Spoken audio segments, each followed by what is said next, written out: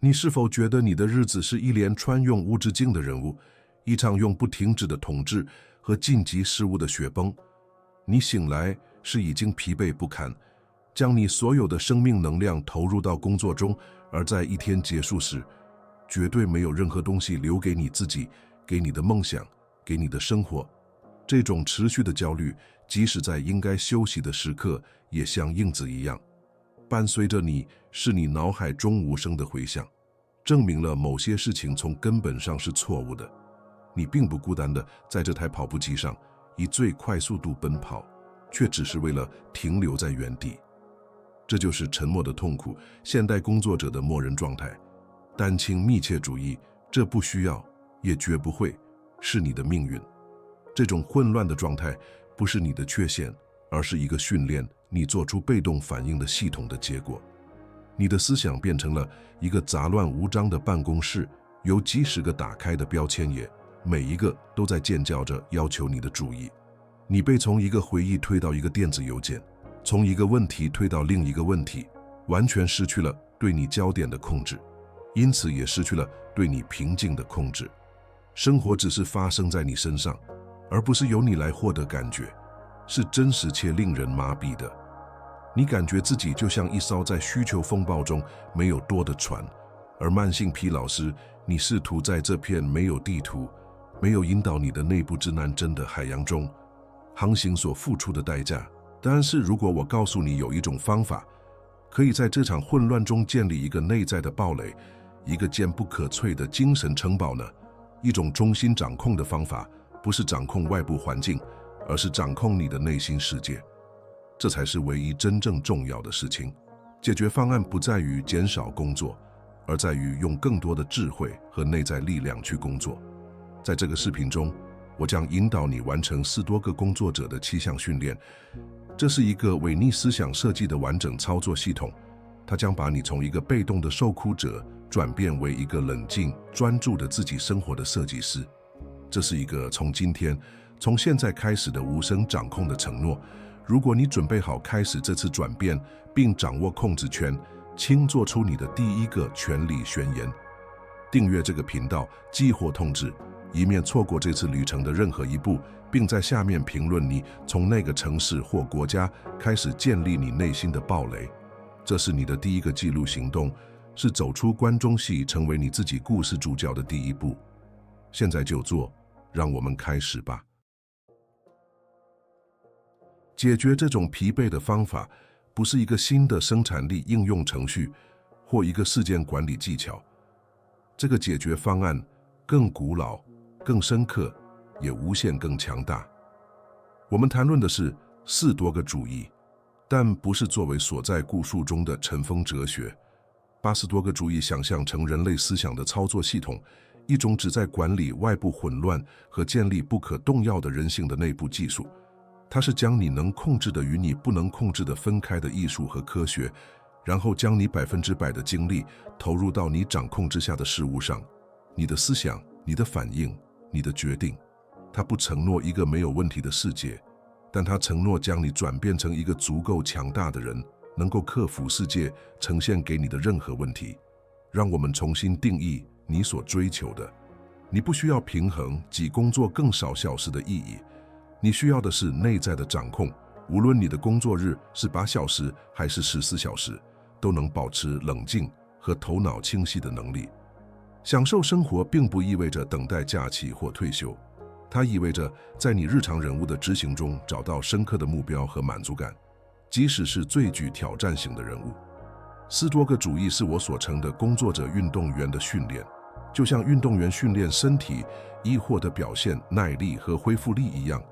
你将训练你的思想以无情的效率来专注、承受压力和从压力中恢复。这不是一个新想法，这是一个经历史上最强大领导者在战场上考验过的系统。想象马克·奥勒留，这位统治庞大罗马帝国的皇帝哲学家，处理战争、瘟疫和背叛，同时在他的私人日记中写下一个记录严明、注进思想的基础。他不仅指挥军队，他还指挥自己。他是用这些原则，不是作为抽象的思考，而是作为在可以想象的最高压力环境中领导的使用工具。如果这种哲学足够强大，可以在战场上锻造一个皇帝的思想，想象一下，它能为你面对你的电子邮件手间想做些什么。10多个工作者的第一个，也是最根本的时间，是在你思想的沙滩上画出一条清晰而明确的线，在一边放上所有你无法控制的东西，你同事的意见，你老板的决定，市场的不稳定，下午5点到达的意外电子邮件。在另一边放上在你绝对掌控之下的东西，你的信念，你的情绪反应，你的选择，你投入工作的努力以及你的政治。这个简单的区分是所有平静和所有效率的基础。你的工作不是移动山脉，而是决定你将如何攀登它。这里的内心冲突是巨大的，因为我们被条件化去做恰恰相反的事情。我们的思想默认情况下生活在线的错误臆测，它在一个无尽的循环中消耗自己，担心别人会如何看待我们的工作，客户是否会批准项目，经济是否会改善。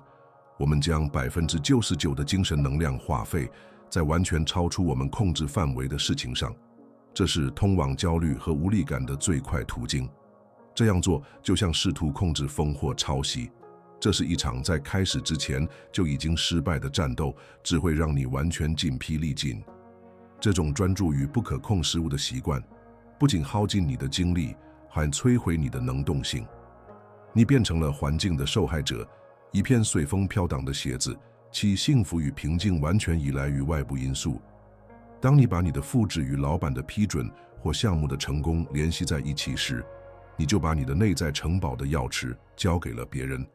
你成了一个情绪上的认知，生活在一种持续的被动反应状态中，总是等待下一个威胁或下一个验证。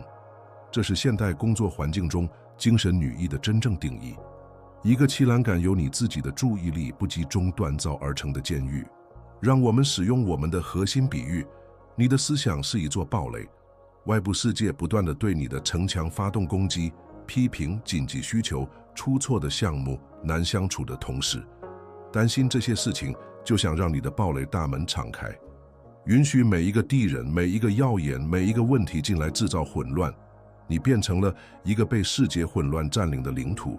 一个被动且焦虑的领导者是那个放弃了他的智慧岗位，并允许他的堡垒被入侵的人。外部的混乱不可避免地变成了一种这么人的内部混乱，而平静变成了一个遥远的记忆。另一方面，时间控制的2分法是关闭大门并坚守你的哨兵岗位的行为。你观察外部的攻击，但不允许他们穿透你的防御。你老板的一封粗鲁的电子邮件可能会击中城墙，但它进不去。你观察它，分析它包含的有用信息，并以冷静和理性的方式决定你的下一步行动。攻击是外部的，但你的回应是内部的、深思熟虑的和战略性的。你成为决定10秒能进入你的思想，10秒不能进入的智慧观。力量不在于组织风暴，而在于成为风暴中的安全港。像一个世纪情况，你的老板把一个不可能的价值日期的意外项目扔到你的桌子上，标准的反应是恐慌、抱怨、压力，这是花费在不可控事物上的能量。然而，4多个工作者认识到，我无法控制需求或截止日期。他立即将他的焦点转移到他能控制的事情上。我可以深呼吸，我可以将项目分解成小任务，我可以清楚地沟通可能的障碍。我现在可以专注于第一个人物，注意权力的转移，本会浪费在焦虑上的能量被转化为专注和富有成效的行动。通过掌握着第一项训练，你获得了根本的自由。这不是被动，而是在你的焦点和你的能量上运用外科手术般的精确度。你停止打那些你赢不了的仗，并在你自己的领域里成为一个不可战胜的大师。你成为一个冷静、专注且极其有效的力量，因为你所有的能量都指向它真正能发挥作用的地方。你不控制世界，但你完全掌控你的内心世界，并从这个权力中心出发，你变得能够面对世界呈现给你的任何挑战。第二项纪律是你如何在你工作中找到满足感的一场革命。你需要学会爱上执行，爱上做的行为本身，而不仅仅是你期望达到的未来奖励。社会训练我们成为结果的细人，晋升、奖金、赞扬完成的项目。问题是，最终结果从来不是100%在我们控制之下的。通过将你所有的幸福都寄托在结果上，你使它变得脆弱，并依赖于运气和他人的意愿。斯多哥的解决方案是在行动本身中找到奖励。冲突是显而易见的，我们被教导要推迟我们的满足感。当我得到那次晋升时，我就会快乐；当这个项目结束时，我就会松一口气。我们不断地生活在未来，把现在即过程当做一个需要尽快克服的痛苦障碍，这把我们的工作日变成了一个漫长而焦虑的等待。如果结果是唯一重要的东西，那么花在任务上的每一个小时都只是达到目的的手段，没有任何内在价值。这剥夺了我们活在当下的能力，并使我们陷入一种满性的不满足状态，总是在追逐下一个胡萝卜。这种心态造成了令人麻痹的焦虑。例如，当你只专注于一个延时的结果时，创造它的过程充满了恐惧。如果他们不喜欢怎么办？如果我失败了怎么办？你的思想不在研究上，不在构建还等片上，不在练习你的演讲上，它在未来，想象着在男性的场景。你无法做到最好，因为你被对外不验证的担忧分心了。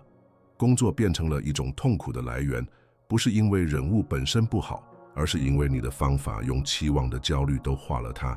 想象一个工匠，一个木雕大师，他梦想找完成的椅子，但他真正的快乐，他的精通在于过程。他专注于刀片如何切入木头，他手指下木纹的质感，每个结合处的精确度。他在每一个小步骤中都找到了卓越。最终的结果，那把美丽而适用的椅子，仅仅是数百个专注和当下执行时刻的必然结果。他不会美妙地问自己客户是否会喜欢，他专注于现在，做一个完美的切割。他知道整体的质量取决于每一部分的质量。你必须成为你工作的那个工匠。你写的每一封电子邮件，每一行代码报告的每一个段落，与客户的每一次对话，都是练习你记忆的机会。将你的焦点从这会给我带来晋升吗？这个问题转移到我如何能以最清晰、最有效的方式写这封电子邮件。你努力的质量成为你成功的衡量标准。你的奖励不是可能或可能不回来的赞扬，而是做好工作的即时满足感。在那一刻付出了你最大的努力。在时间中，这意味着在开始一项重要任务之前，你定义你的意图。与其想象延时结束式的掌声，不如想象自己勤奋的研究，清晰地组织你的想法，并自信地排练，致力于过程中的卓越。当思想有走到结果时，温柔地将它带回到手头的任务上。你的目标不是做一个成功的演示，而是以我最大的能力执行创建和交付演示的过程。成功成为一个结果，而不是一个痴迷。通过掌握这项训练，你在情感上变得自给自足。你的职业满足感从外部世界、老板、客户和市场的反服务场的手中被夺走，并牢牢地放在你自己的手中。即使一个项目被取消，你也可以拥有一个极其满足的一天，因为你知道你在过程中付出了你最大的努力。你停止乘坐外部验证的情绪过山车，开始走在一个稳定的内部自豪和专业精神的高原上。这是通往工作中持久满足的道路。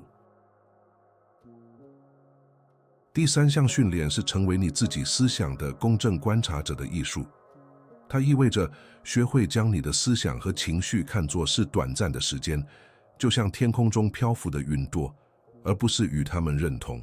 你不是你的愤怒，你是愤怒出现的空间；你不是你的焦虑，你是感知到焦虑的意识。这种分持，这种去认同，是自我掌控的关键，因为它在刺激和你的回应之间创造了一个至关重要的空间。我们的自然倾向是融合。当一种恼女的感觉出现时，我们就变成了那种脑女。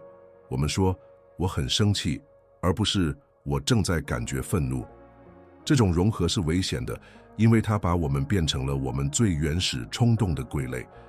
一封来自客户的批评邮件不仅仅产生一种防御的感觉，它变成了你从那种被动反应的状态中回应，常常说出或做出你事后会后悔的事情。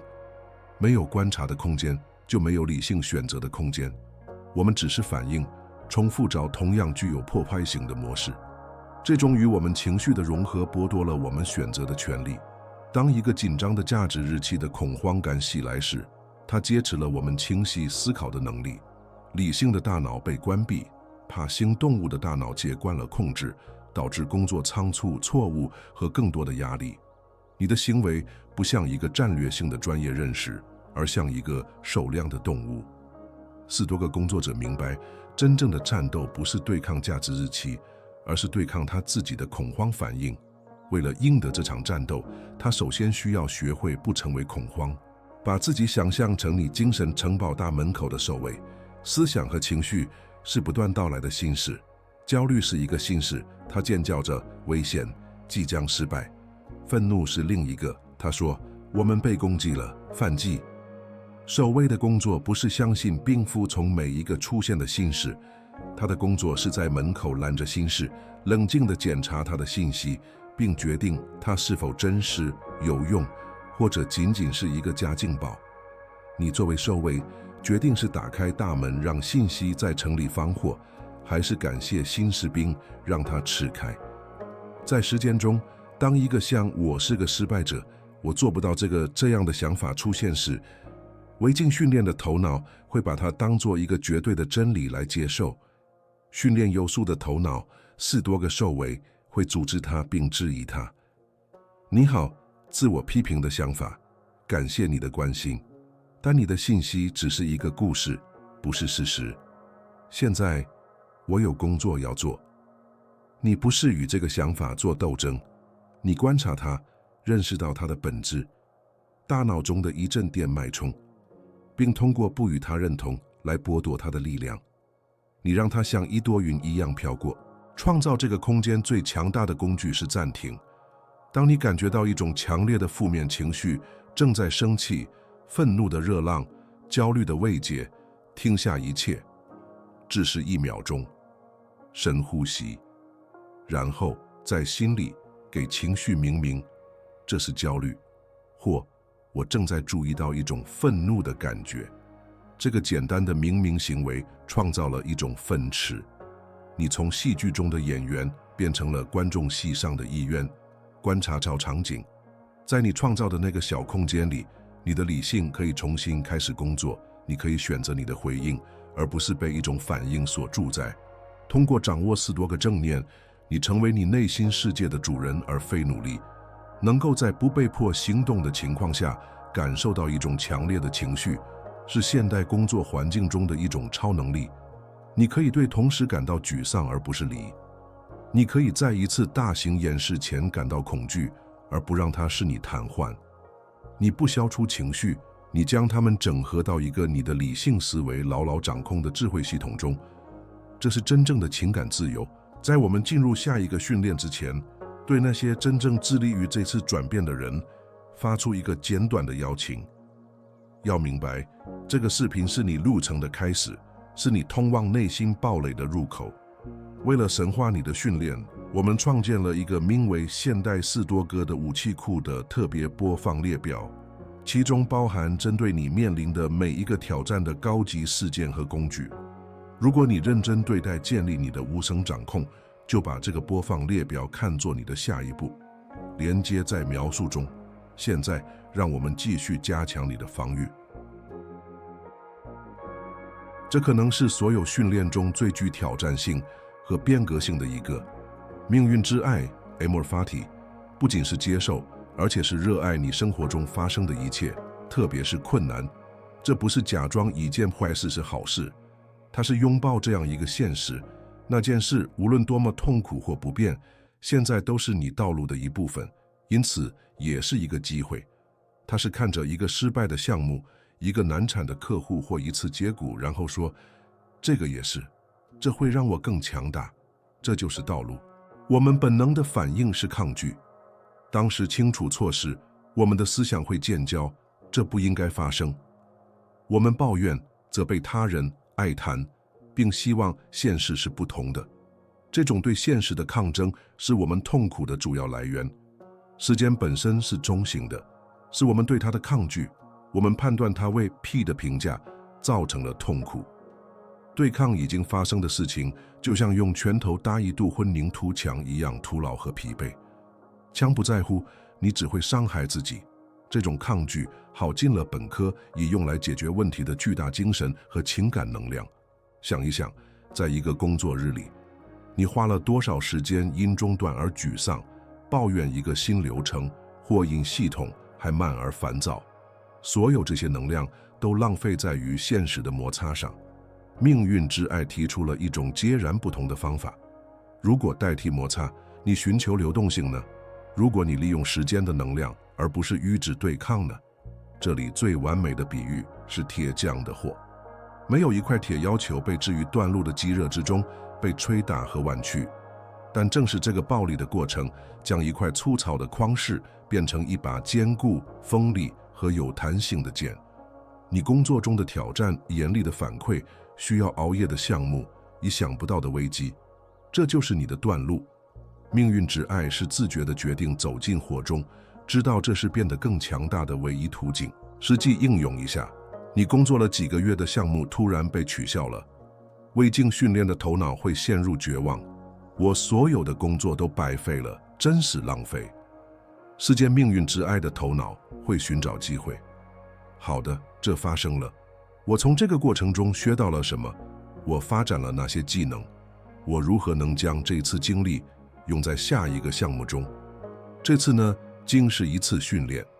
你从失败中提取教训，并将其转化为未来成功的燃料。障碍不在路上，障碍就是路。这不是被动的接受，这是对现实主动而有力的拥抱。它是看着对自己工作的机器严厉的反馈，而不是变得防御，而是唯有机会识别一个盲点并改进而感到一丝感激。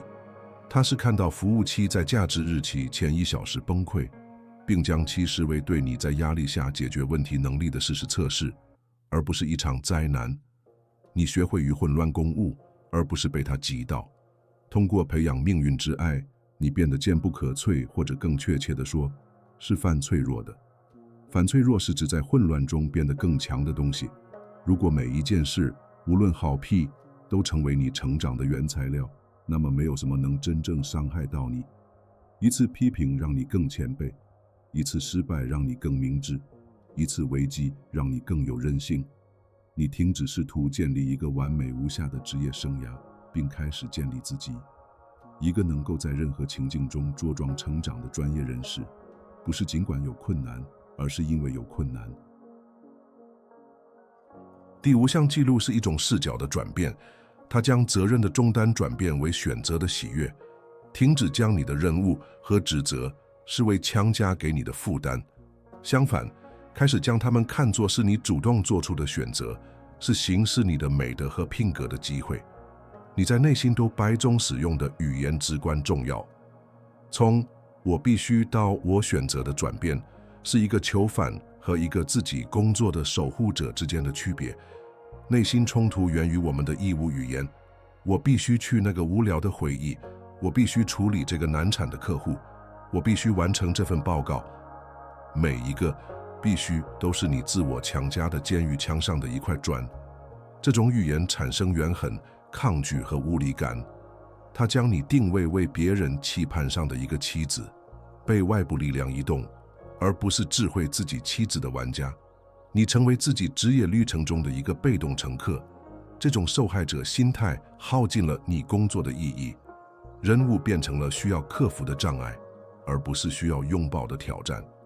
工作变成了你为了换取薪水而忍受的东西，一个消耗你大部分生命的空洞交易。你失去了与你行动背后目的的联系，因为你告诉自己的叙述是强迫的，而不是使命的。40多个工作者拒绝生活在这个监狱里，他知道真正的自由不是没有责任，而是自愿地拥抱它。斯多葛的中心框架是简单而深刻的。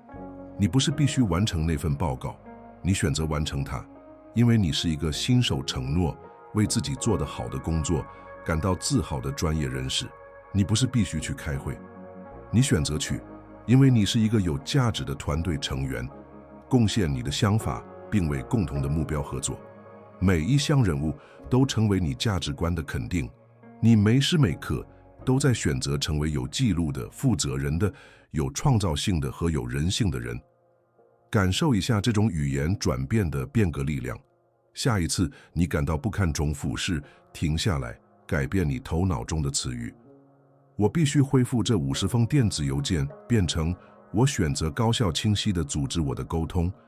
我必须和我的同事进行一次艰难的对话，变成我选择联系勇气和诚实的沟通来改善我们的工作环境。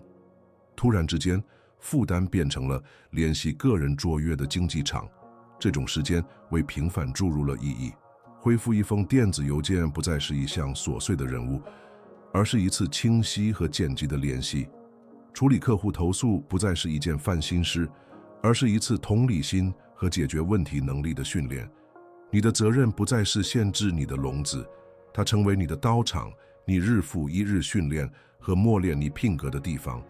你正处在你需要成为你渴望成为的人的地方。通过掌握这项训练，你发现了真正的职业自由。自由不是逃避你的责任，而是完全拥有它们，是成为你行动的作者，而不是行动的对象。当你选择你的责任时，你就成为你工作日的主宰。被困的感觉消失了，取而代之的是一种目标感和能动性。你工作不是因为你必须，而是因为你选择成为那种以荣誉和卓越履行职责的人。第6项纪律是保证你持续进步的意识。在每个工作日结束，是进行一次城市和私密的自我评估的时间。就像运动员回顾他的比赛，录像仪寻找改进点一样，你必须回顾你一天的比赛。什么奏效了？我在哪里未能应用我的原则？在那个时刻，我的情绪控制了我。我在那里表现得有智慧和美的。这个习惯是自我完善的引擎。自然的倾向，尤其是在艰难的一天之后，是逃避。我们在手机屏幕上，在连续剧中，在任何能阻止我们与自己的思想督促并面对自己行动的事物中，寻求及时的分心。我们避免自我评估，因为它可能令人不舒服。将我们的失败归咎于外部因素，比为我们的反应和决定承担责任要容易得多。但这种逃避的代价非常高。停滞不前，没有反思就没有学习。缺乏反思是我们注定要无限起地，重复同样的错误。你将继续被同样的评论妓女，掉进同样的拖延陷阱，并以同样的压力对类似情况做出反应。你被困在一个循环中，一边又一边地过着同样的工作日，从未进化。你的职业和个人成长完全停止。你甚至可能在职位上有所提升，但在内心，你仍然是同一个人，对同样的红发点和弱点很脆弱。进步不是自动的，它是深思熟虑分析的结果。把自己想象成一艘在浩瀚莫测的海洋中航行的船的船长，在每天结束时，船长不会直接去睡觉，他会下到他的船舱，打开航海日志，他记下航行的路线、速度、风和海的状况、船员的表现。他分析数据以规划第二天的路线，就正偏差并预测问题。你的思想是那艘船，每日回顾是你的航海日志，没有它，你就是在盲目航行。这个时间受到塞涅卡和艾比克泰的等哲学家的启发，很简单：睡觉前留出10分钟的安静时间，问自己3个问题：一，我今天做错了什么？在那些情况下，我反应不佳、懒惰或没有记录。2，我做对了什么？我在那里表现出勇气、耐心、智慧。3，我明天可以做什么改进？关键是要机器程式，但不要残酷的自我评判。目的不是惩罚自己，而是学习，是成为自己的科学家。手机数据以优化表现，想象一下这的力量。你意识到你在一次会议中失去了耐心，你不是忘记这件事，而是分析它。我为什么那样反应？红发电是什么？下一次我如何能暂停，并更冷静地回应？你庆祝了一个小小的胜利，成功地专注了1个小时。是什么让这种专注成为可能？我明天如何能重现这些条件？这个过程把每一天，即使是最糟糕的日子，都变成了一个宝贵的教训。你正在为自己的发展安装一个事实反馈系统。这个每日仪式是区分业余爱好者和任何领域专业人士的关键。这是你对持续改进的承诺，著名的每天进步1%。随着时间的推移，收益会呈指数级增长。1年后，你将不再是同一个人，你将终结你的标准反应，加强你的美德，并消除几十个屁习惯。每日回顾是将40多个哲学从一个有趣的想法转变为一个活生生的内化的现实的机制。最后的训练是最强大的，也是将所有其他训练置于正确视角的一个。它是 Memento Mori 死亡静视的时间，记住你终将一死。这不是一个病态或令人沮丧的想法，相反，它是生命、清晰和行动最有效的催化剂。意识到你的时间是有限的，是最终的有限排序工具。它烧掉了琐事的迷雾，照亮了真正重要的事情。无论是在生活中还是在工作中，我们的现代文化在一种系统性的对死亡的否认下运作。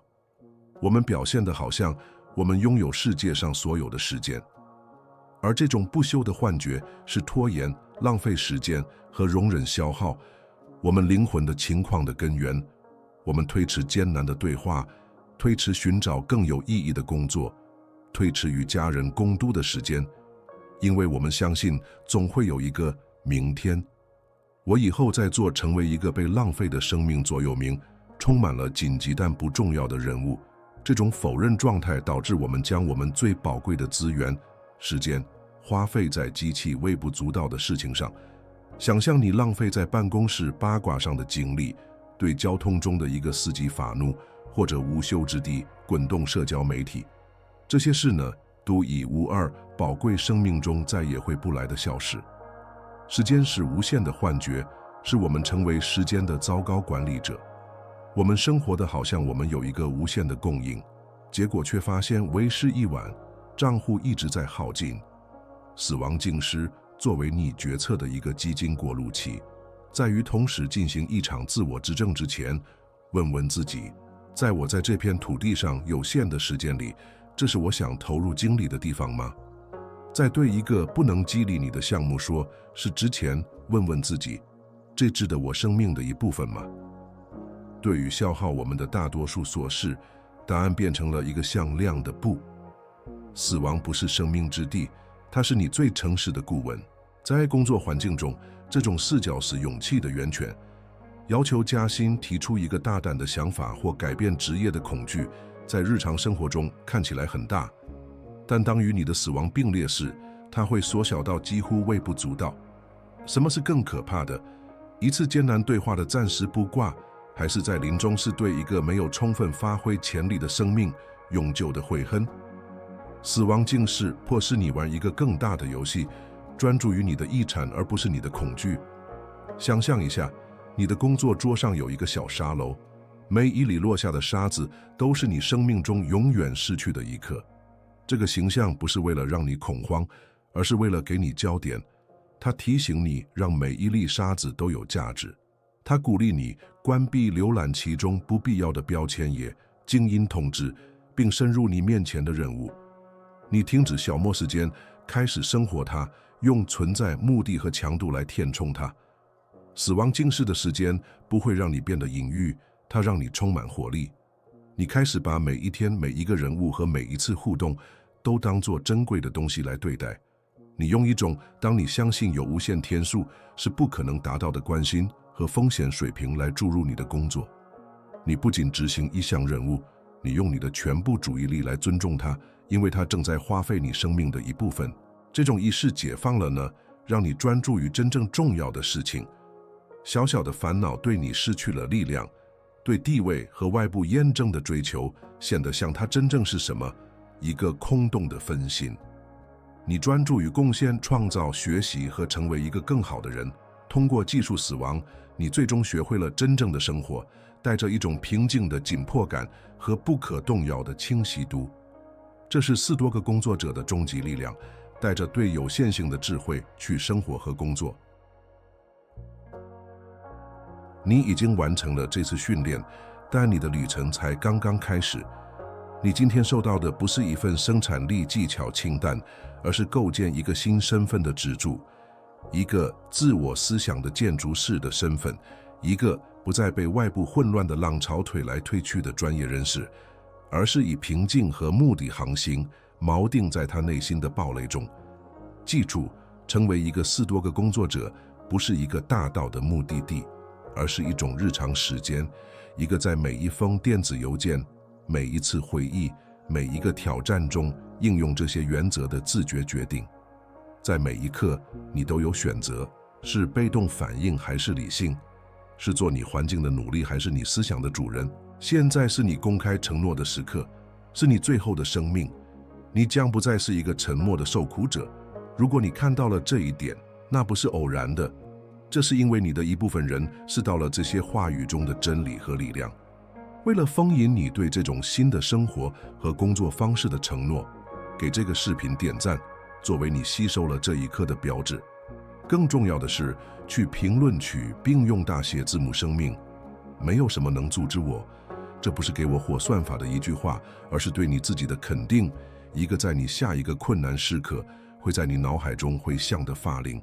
最后，如果你已经承诺并留到最后，也请评论我看到了最后，这样我就知道在这个我们正在建立的社区中，谁是真正的战士。如果这条信息与你产生共鸣，不要独自保留它。想一想，一个人、一个同事、一个朋友，你知道他正在经历同样的疲惫和焦虑。与那个人分享这个视频，不是作为一个简单的连结，而是作为一种支持的姿态，一张走出风暴的地图。